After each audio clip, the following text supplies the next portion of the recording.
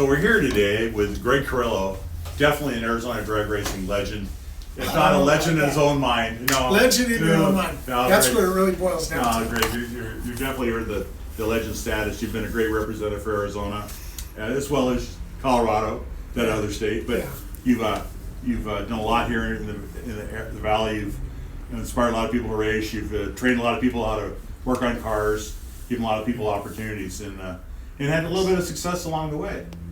Well, we tried to, things about Arizona. I don't know if all the guys remember this, but remember the bug out we went through. Yeah. Remember the little Beetles we couldn't race, and then at Firebird Raceway. Yeah. And then it was like 91 Nationals. I actually won that race, Arizona Nationals. But remember we had the track out. Do you remember that, where you did a burnout and all the track was just flying through the air? So we had so many different fun things in Arizona. And it's Bob Curley. Remember Bob Curley and his driver meetings? I'll never forget those. He'd tell you exactly what he wouldn't put up with. Yeah, not thank you, not where you will not do this, you will not do that. Was it what Phoenix Rag or Speed World back then? But one or the other. But he came over from California. But he's the guy that actually fixed that track up. He did a great job making it a sport. We owe it to guys like that. Yeah, he made a real good sportsman's track. Right. All the trees, everything. I went out the first time to look at it, and we still working on it. Who are you? What are you doing here? It still had the same bumps in it. Yeah, well, that's okay. You couldn't get rid of it. Yeah, they can't get rid of that. But you've always been full throttle to what you do. I know that about you. So where were you born? I was born in Denver, Colorado, and then I played sports out there. My dad raced actually what you did. You know what? B dragster. That's what Chris Thompson raced. My dad raced B dragsters out in Colorado, so he was at Rocky Mountain Speedway, CDR, Julesburg. These were all before Bannerman. Bannerman kind of then started getting popular, and then that's where everybody went. But I played sports. I was a quarterback, and then I came out to Arizona and played, and then I just always was at the track. But I knew I had to finish school. Where'd you go to school here? ASU. ASU. Heard of that place? Yeah, Glendale, ASU. Who's the coach there? What's that? Who was the coach at ASU? Remember Frank Cush? Yeah, mean guy. The Pollock. Yeah, I don't know. He's mean. Back then they could crack you on the head. Touch something. Well, and, that's the way it was. Even my high school football coach was that way. Pick you up and slam you down, and yes sir. Yeah. They used to tell me, "Hey, what's that string hanging from your arm?" And I go, "What?" And I go, "Oh," he goes, "It's your arm." Yeah. So that was kind of like that. So it was good. I played at University of Northern Colorado, and then I came out here. Mm-hmm. But drag race is where you want to be, right? So how did you know you liked drag? Your dad was racing? Well, my dad raced B dragsters early, and when I was 5 years old, he used to put the front piece of wood, and we'd push start the dragster, and start it up, old truck dragster, and he had the I don't know if you remember the old coffee cans he had on top of the 2 4-barrels, and you just had to do it, right? I mean, it was the most. There's nothing more exciting. And that was state of the art. Oh yes, yeah. And the truck clutch. Remember the semi truck clutch with the big springs in it, and then I remember guys like Alan Bachla. These are Denver guys. And Abbott brothers. Abbott brothers, definitely. Those guys are still around. Great. Abbott and Kaiser brothers. Kaiser brothers, and then we had the assassination funny car with can't quite remember his name. Great guy, and Robbie Williams used to drive that. So we used to sneak in the trunk of Volkswagen. I don't know if you remember the Beatles. We used to get my cousins, and we had a girlfriend that was we'd have her drive us in, and we'd all tuck inside to sneak in the truck because we had no money. So. We just had to get to the drag. Most people had to drive through the theater, but you did. Yours was the drag strip. Theaters, we were sneaking in the drag strips. So, what was your first car you drove? Well, I drove your street car. My street car was a 1955 Chevrolet pickup. It was my dad. He was getting rid of it, junking it. And I said, "Dad, can I have that truck?" So he gave it to me, and he had an engine for it. I don't know, a guy out of Denver, Colorado, called the Block Shop, Joe Blackburn. He did a lot of good stuff there. So I had that motor, and he went to give my truck away. I said, "Hey, you gave me that truck." So then I put that in, and of course, all of us have raced on the street. So, it's so funny to watch street outlaws and stuff like that today, and just think we were doing that all the time. All the time. Well, never. I never did that. I was Yeah, right. Okay. You know, here's a little bit of trivia. You know, Street Outlaws. You know, I think everybody knows Scott Palmer, right? Mhm. Scott Palmer and I were going to be the first two guys to do an arm drop top fuel race. I remember that. Yeah, we were going to do it. It was all a big marketing deal, and we were ready to go, man. I mean, you know, our car just came off number 2, qualified at Denver. I don't know if you ever saw the meme, but there was a meme that said, it showed a top fuel dragster going through a neighborhood with the smoke in the tires. Yeah. So on the next season of Yeah. So him and I were going to be doing this, and hopefully maybe a series or something would come out of it, you know, top fuel. So we were literally, the trucks were idling, ready to pull out, because we were going to do it in Tulsa, you know, and we had to do it at a sanctioned track because we had to kind of be smart about it, you know. And they had an accident in Las Vegas, so the insurance wouldn't cover us. Oh yeah, I remember that. So last minute, and I owe him one, because at the 2018 Arizona Nationals, I beat Tony Schumacher first round. This is my second race in top fuel. I beat Schumacher first round. I beat Antron second round. They were both the DSR cars, and then I had to race Palmer, and I was out of parts, man. You know, and I remember Pat Sardina. You know, everybody knows Pat, man, out here. So Pat came out, and he's throwing down. Everybody's throwing down to get this thing in. And we actually had another blower, but we didn't have all the pieces to go with it. So we got up there. I left on him by 600ths or something, and I just couldn't. Went down track, started dropping holes. But so anyway, I owe him. So I thought, okay, this is going to be it. Well, Palmer would probably like that rematch too. Oh yeah, He's a racer's racer. Oh, he's the racer's racer. Let me just tell you, and he used to put video, you know, out on his social media where he had, you know, Greg Carrillo was the real Mobile One car, if you all remember that, right? And he would put me out there in a little dragster, put his dragster front, and he had the Mobile One car like that. I said, it isn't going to go down like that this time. So now we got parts. Well, you got to get there. You did a lot of other racing. Oh yes. And this is like, you know, you were on the throttle. Your ambitions. I remember when you first started, you were disappointed. You were hard on yourself. You didn't do something right, and you were still learning. Yeah. You know, so what was your first purpose drag car you owned? The first drag car I owned, I actually built my own dragster. It was an old top fuel car, and I shortened it up with my cousins, and that one was a good car. It was a good car. It turned out to be the first sponsor I had was Coors Extra Gold, and I won with that car. I won at like the 90 or something Mile High Nationals, and that was a good car. And then from there on out, you know, I went on and raced dragsters, and I had a Yancer car, I had a Frameworks car. You know, these are all great cars, great builders in Arizona, where all the East Coast guys had those guys, but I felt like we had good people here, and it was great. Then I ventured into super gas and bought a car, and I had my teammate was Lawrence Brink. I don't know if everybody remembers him out of Denver. And he was driving the car. I said, you drive the car. And then he just kept thinking something was wrong with that car. And I go, there ain't nothing wrong with that car. So I go, I'm driving it now. And that was Denver. So the first day, I'm proud of that moment, was first day I ever sat in a super gas car. And I won the Denver Division 5 race. So exciting. So when did you move to Arizona full time? I moved to Arizona full time in '83. Okay. 83. And I remember I had my speed shop, and I got to meet you through that, and so I had the races. And yeah, it was always fun to go see your shop, because it was like such a passion. You know what I mean? I see the guys that we've interviewed today and guys you've had on your pieces.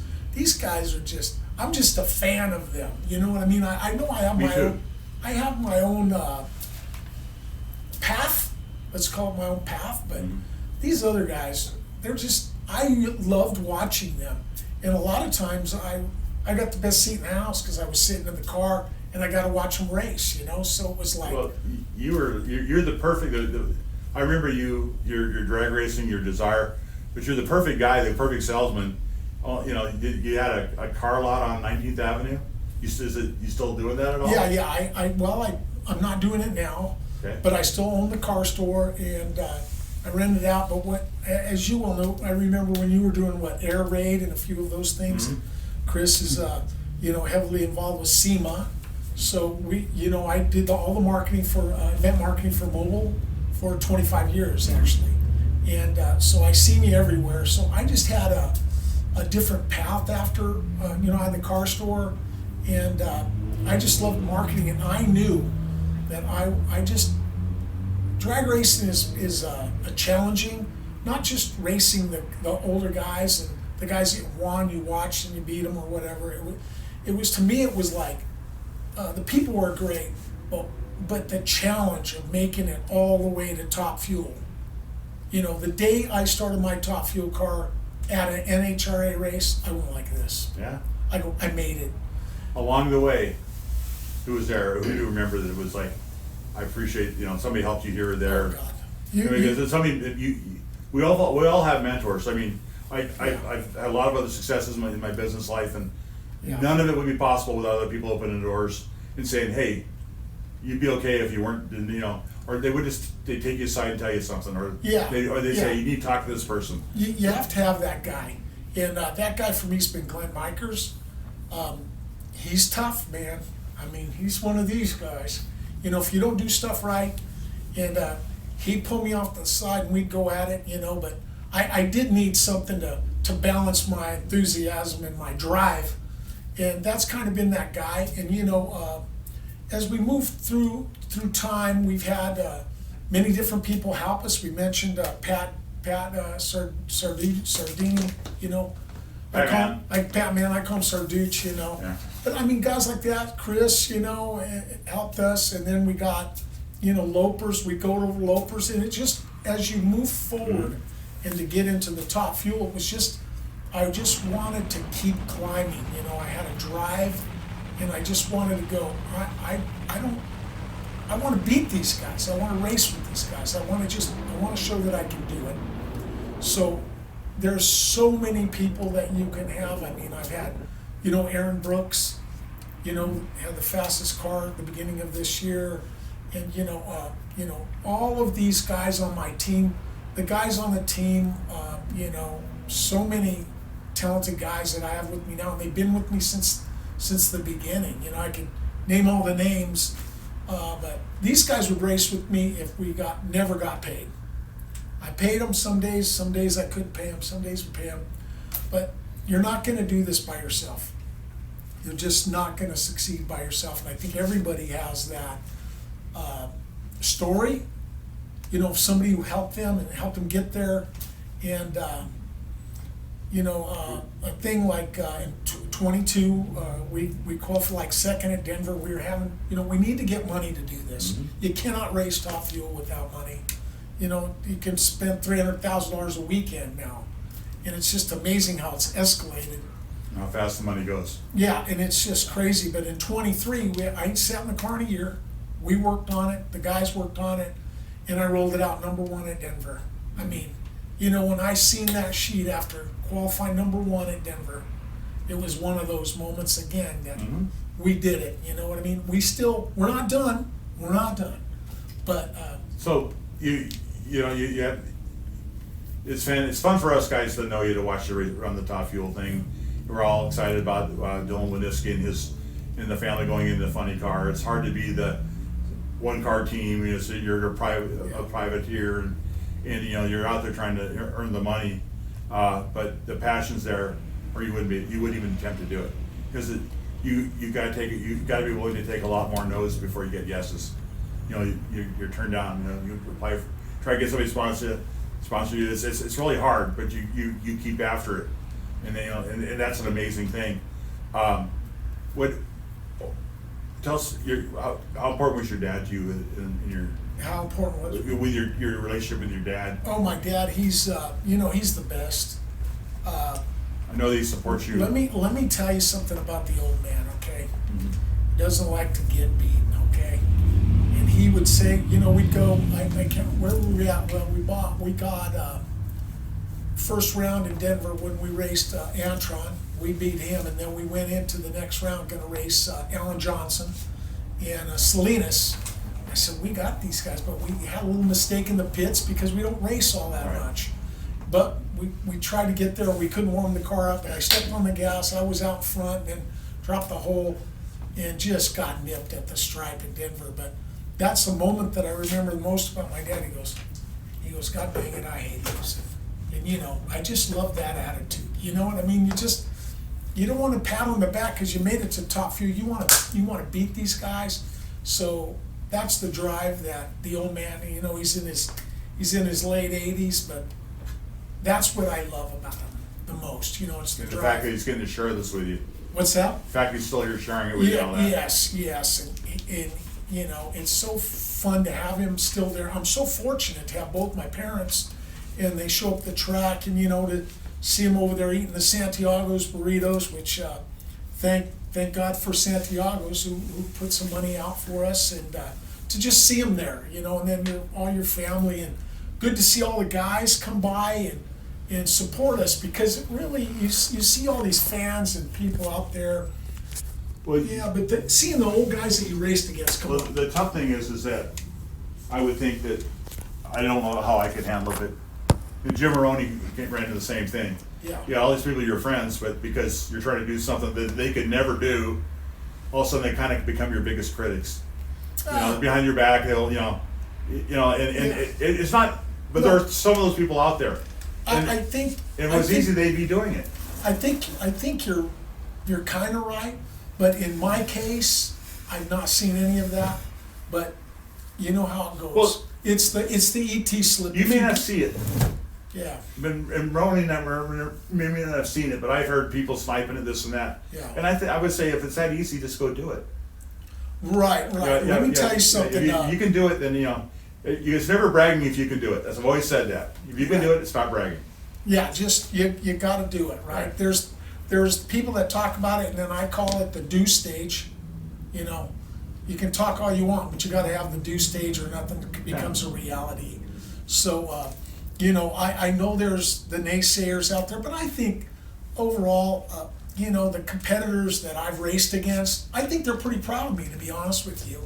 I think they're sitting back going, I raced against that guy, I kicked his ass, or I kicked his ass. I know that those other guys, I know some people that crew and work on other cars, and there are some people that got out early, started early, and they were considered the leaguers. The people that were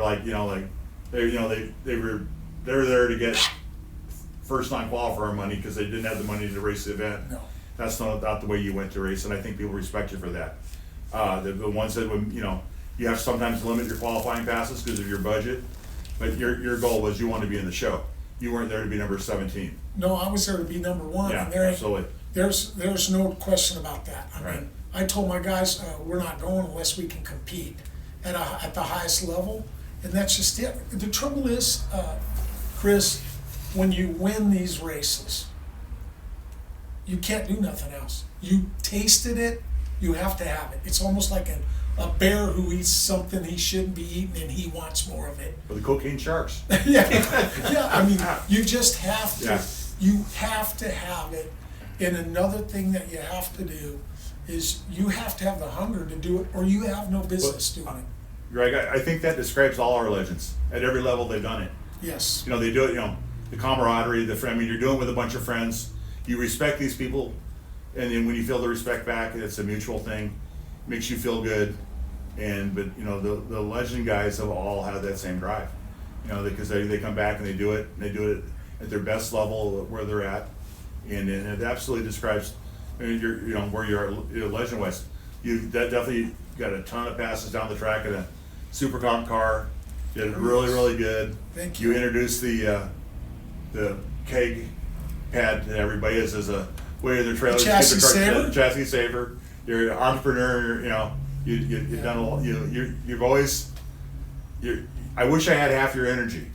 I really do. I mean, it's like you. I think a lot of people, they look at you and they go, "How the hell does he do it?" And it's really cool to see your passion for what you do, the passion for the people you do it with, and the successes that you've had. It isn't over, Chris. We're going to get. Some of us may never make our final objective. The fact that you're in the game doing it says a lot for you, and congratulations on that. Yeah, we appreciate it, and our team's ready to go. We just need to get that right deal. And, you know, it's magnified at this point. You know, you can race for 50 grand, 100 grand, you know, then it becomes 200, then it's 250, then it's like 300,000, you know. And you know what? I pull up like beside Antron, you know, or somebody like that, world champion, and you beat them, you're excited about it. But the thing is if you're down, they're going to kick you in the head. Just keep that in mind. They're not there to be your friend. Yeah. If you're down, they're going to kick you in the head. Well, they have to. They're up against the same things you're against. Right. Even though they have the money, they still have to go out and earn the money, and they still have to be there to support Yeah, it. Right. and they know that, you know, it's a different kind of pressure. You know, you got all these big sponsors, you got all this stuff going down, you got TV, you got all the people. It's still, I think all the guys that you've interviewed, you know, if you go to a Wednesday night, remember Wednesday nights at Firebird, we used to go out there and you smell that rubber and you smell that desert air. There's not one fan in the stands and you hear a car doing a burnout. I mean, there's nothing like that. Right? You didn't look at the stands, you're looking at the hard there's track. nothing Right? gives you that feeling like that, and that's the reason that I still do it today. You know, I mean, it's still when you're pulling you under that bridge, you know, with the fuel car, you got 14 guys there, and everything's a blank, right? Everybody around you blank. You smell that rubber, you smell the nitro. I got pulled back into that. The last nitro cars at Bandimere was a fuel altered race up there, and the Winniskis went up there, and I tagged along with them. And then, I was in the, I drove the tow, pulled the truck around. I didn't need to be in their crew because they have a great crew, and I didn't want to get in their way. So, but I would pull the truck around, and coming underneath the tower for the very last time I knew I was ever going to do that. It was something because I didn't look at there's a good decent crowd there, but I forgot how beautiful that track was. That's history, right? Yeah. I mean, it's history. Like on the front of our car, we put, thanks to Banimere's, and like I said, I didn't stay number one because, our budget and we back off, but, I did qualify number one on Friday night at the last race, which was, that's a feather in our hat, but there's just nothing like it. Well, Glenn has a great tune on your car. He got you in the right place. But we want to see, it'd be nice to see more of you, and it'd be nice, it's hard to fight, once you get one sponsor, it's easier to get the second big sponsor. Yes. But until you get that first one. It's easy to make, hard to make your first million, easy to make your second million. But, the good thing about, I want to mention about Arizona is, we had Johnny West on our car too. Mm-hmm. Just what wisdom. There's nobody better. You know what I'm saying? I've been blessed to have guys like him. Johnny's mentoring the Winniskis. He did a lot of stuff, and I remember introducing Dylan to Johnny. They were both Terry Haddock. They're both helping. The Winniskis were free crewing on that car, and Johnny West came in to kind of oversee the car and help get Terry on the right track. And we're at one of our drag racing reunion deals at Bear Breaks. And Dylan walks up and I go, "You're going to be working with Johnny West?" He goes, "I'm afraid. He scares me." And Johnny West should right scare over you a little I know. bit. Johnny West right there. Go, "Hey Johnny, this is Dylan. You scare him." And I walked away. Boom, they bonded right away. Let me tell you, Johnny. He's a great guy. Johnny's got wisdom. Yep. But Johnny wants things done right. Yeah. And that's it. And so does Glenn. They want them done right. And it's your trailer's got to be right. Everything. Everything's in the right and spot. And Johnny, he'll grab you by the shirt, and he'll tell you, he's driving this car and I don't want him hurt, and you're going to do it right. Right. And we have Tommy D. Tommy D was another great guy. But these so fortunate. When you look over and you see a legend like Johnny West, come on, man. I feel so happy that he's watching over that group. And I have nothing that I went to say before they went up to Denver and to Vegas, or Dylan was going to try to get his license. I said the one thing I learned a long time: the only advice I'm going to give you is don't listen to what everybody else's advice is. Pick one person you trust and stick with it. And and he says, he's already on that page. The kid, he drove our fuel alter down in Tucson. Yeah. We had so much fun with him driving because the kid knows his stuff. He's really calm at 19, 20 years old. The kid, he's really beyond his years and his ability to drive. You got Jimmy Kelso works on my team. And Jim, we all raced against Jim what a great guy. So now that Jim passed away. Jim got I his watch comp it. license in my dragster. Did he really? Yeah. I mean, he always had the best looking girls at the track, Well, right? I mean, doing them photo Yeah, shoots he and was. everything he did. He was connected. Yeah. I mean, and So- pictures we can't talk about. So we've had a lot of great memories, but these are all legendary people, and Yes. that's the great thing. All the people we've had here today, because we do these in the videos in groups of people. Yes. There's not one of them I'm not proud to be a friend of and know. And then Yes. I've interviewed a few people I didn't know, and right away I see the same passion. The passion is love of the sport, love of the people, Yes. and you personify that. You're at a high level. You as far as you're amped Yeah, naturally. always Yeah. amped. Yeah, you just like. And I don't drink and don't smoke. I know you. I know that you're on the throttle naturally. Yeah, Now, like I said, if we could somehow, sell this off. Maybe the dispensaries could start selling the Carrillo mix somehow, and you could make money on it. You'd make a fortune. Well, I hope so. I just hope that in 2025 we're able to get the marketing money that we need to get, and we do a good job for somebody. Yeah. Well, I know you will. I can't think of any other thing else to say, but thank you so much for being here. Thank you. It's great to have you. Definitely an Arizona drag racing legend, and thanks for bringing a lot of attention to Are our. you buying lunch, Chris? You are. I'm buying lunch. Yeah. Okay. Okay. You're buying lunch. All right. Okay, let's go have lunch. Thank you very All right, much. Thank you.